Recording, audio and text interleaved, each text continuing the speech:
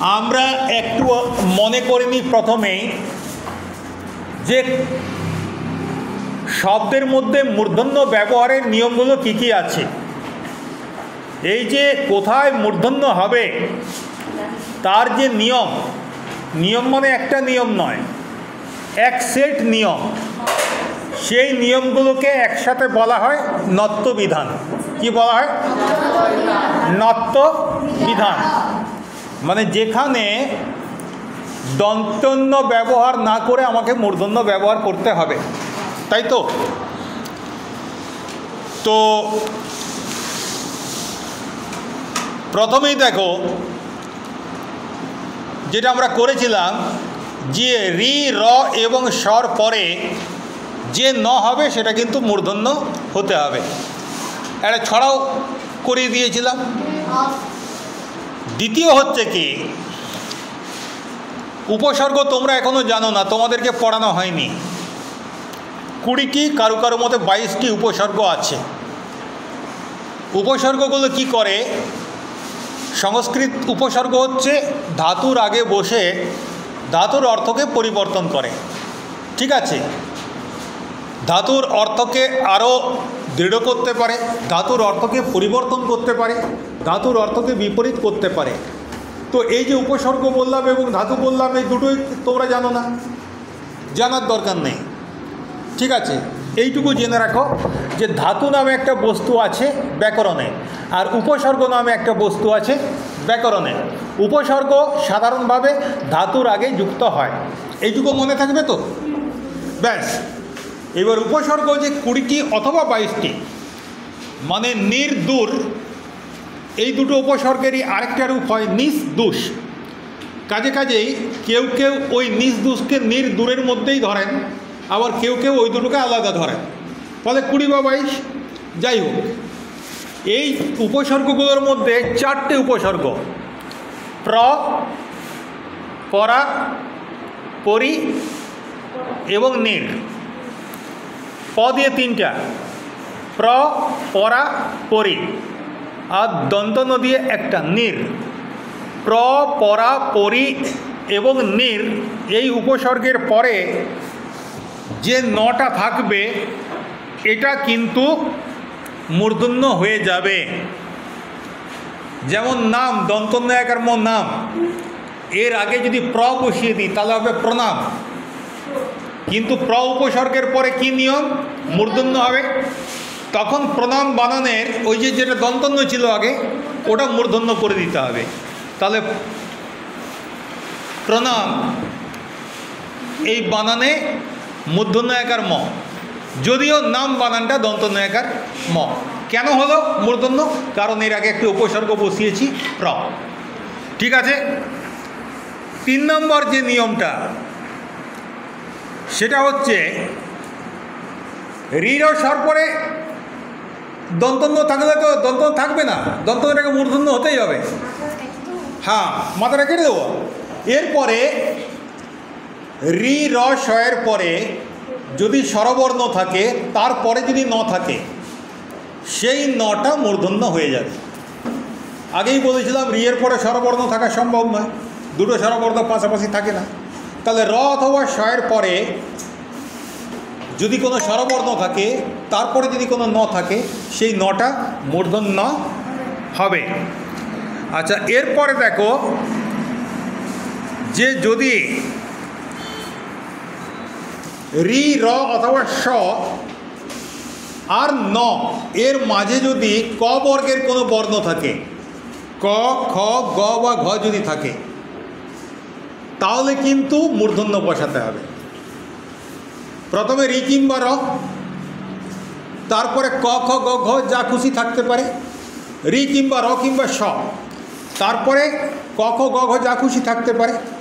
এরপরে যদি ন থাকে, সেই নটাকে হতে হবে মূর্ধন্য। ঠিক আছে? তারপরের নিয়মটা হচ্ছে, যদি এখানে আমার ছবিটা একটু ভুল হচ্ছে, পর পর কথাটা দুবার লেখা হয়ে গেছে। এটা গুগলে লিখতে গেলে কি হয়, অটো কারেকশানে ও কারেকশান করতে গিয়ে গন্ডগোলটা করে দেয়। তো যাই হোক, গুগল তো মেশিন, ও তো কিছু বোঝে না। হ্যাঁ, ও যেরকম ওকে ফিড দেওয়া হয়েছে, ইনপুট দেওয়া হয়েছে, সেরকমভাবে আউটপুট দেয়। যে ঠিক আছে, এই ছবিটা একটু তোমরা সংশোধন করে নেবে যখন দেখবে। রি র স মাঝে ক খ গ ঘ যদি থাকে, তারপরে নটা মূর্ধন্য যেমন হয়, ঠিক সেই রকম রি র অথবা স, তারপর যদি প বর্গের কোনো বর্ণ থাকে, প ফ ব ভ ম, তারপরে যদি ন থাকে, সেই নটা মূর্ধন্য হবে। ঠিক আছে, দন্তন্য হবে না।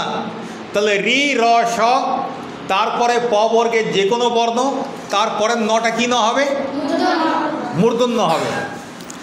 এরপরে অন্য শব্দ, যেটা অন্য শব্দের অর্থ হচ্ছে দিন। তো এই অন্য শব্দের আগে যদি পূর্ব কিংবা অপর থাকে, তাহলে অন্য শব্দের দন্তন্যটা মূর্ধন্য হয়ে যায়। তাহলে হয় পরাহ্ন, এই পূর্বাহ্ন আর অপরাহ্ন, পূর্বাহ্ন আর অপরাহ্ন।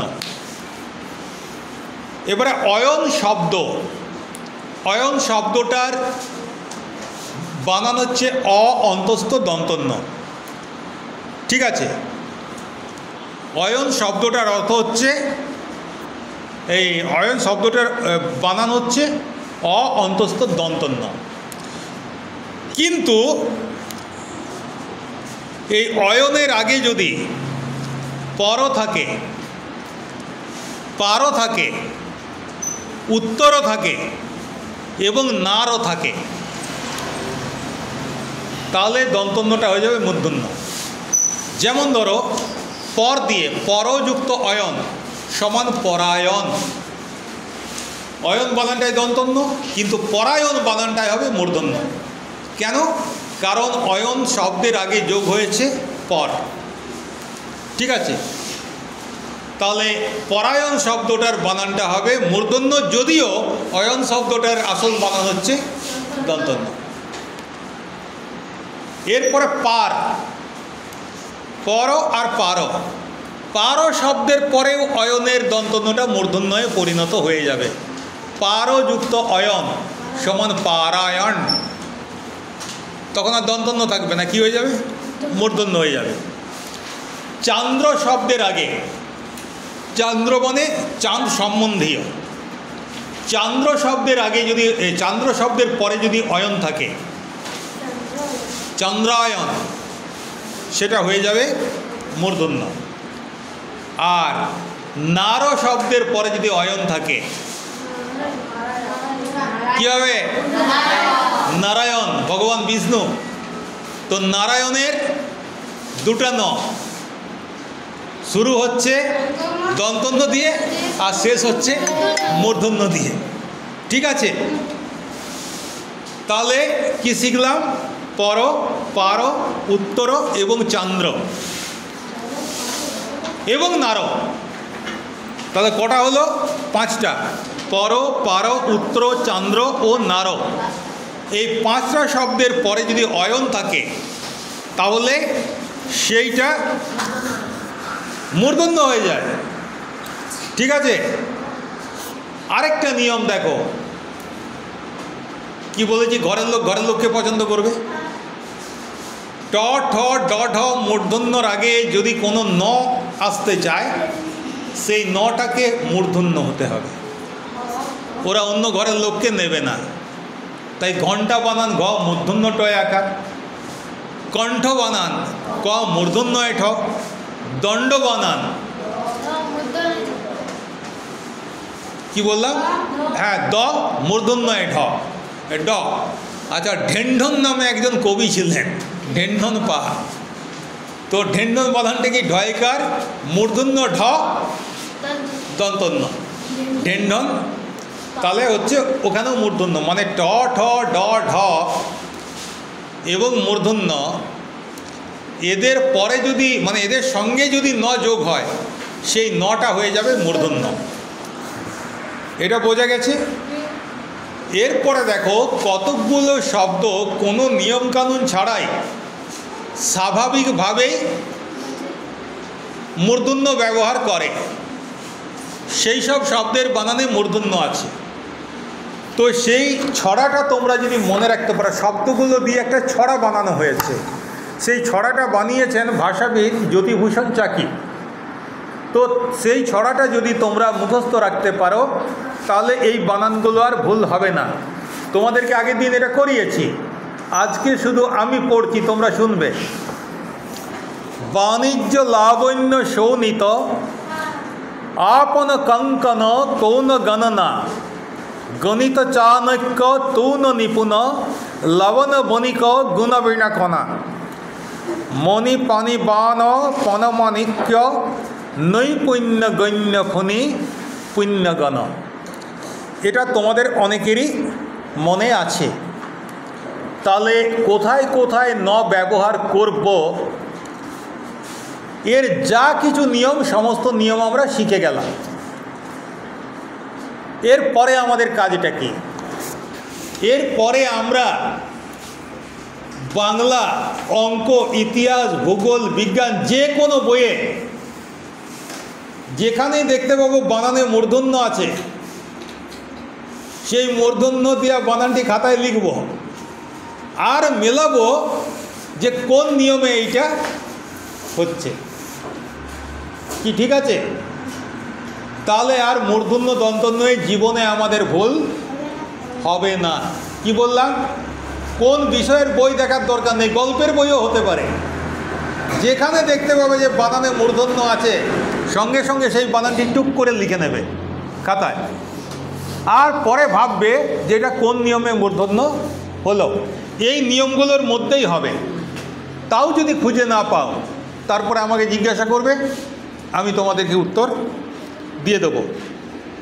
এরপরে আমরা সত্য বিধান করব, মানে কোথায় মূর্ধন্য স হবে,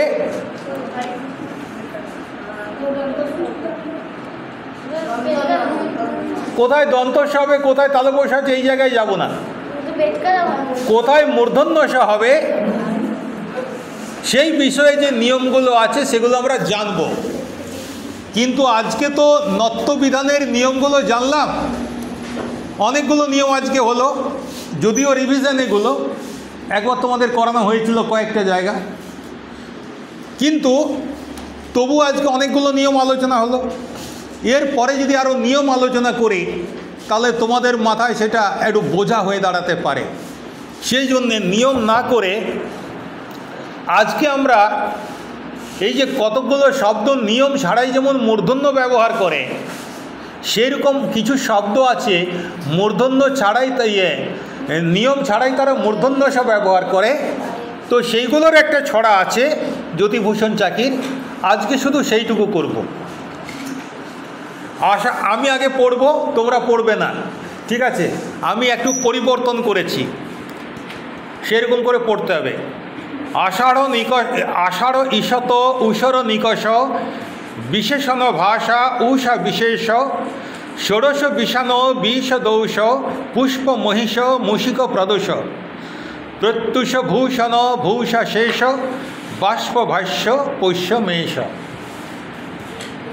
আমার সঙ্গে এবার তোমরা বলবে, আমি একটা লাইন বলবো, তারপরে তোমরা একটা লাইন বলবে। আষাঢ় ঈষৎ উষর নিকষ।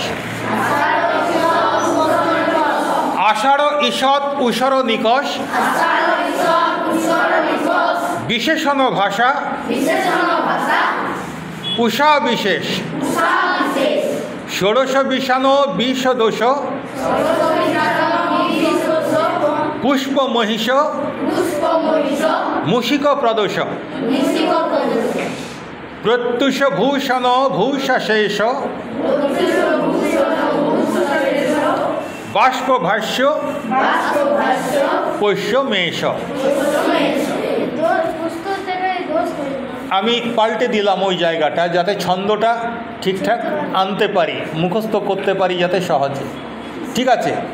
তাহলে তোমাদের বাড়ির কাজ যেটা, সেটা হচ্ছে এই ছড়াটি তোমরা মুখস্থ করে আনবে।